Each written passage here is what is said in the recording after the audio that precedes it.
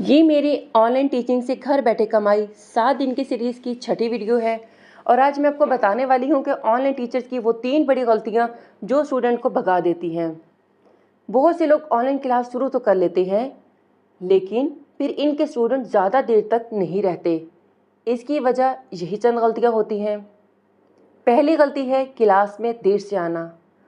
Online class में वक्त की पाबंदी बहुत ज़रूरी है। अगर टीचर बार बार देर से आए तो वालिदैन का एतमाद कम हो जाता है। दूसरी गलती है गैर मुनज़्ज़म क्लास।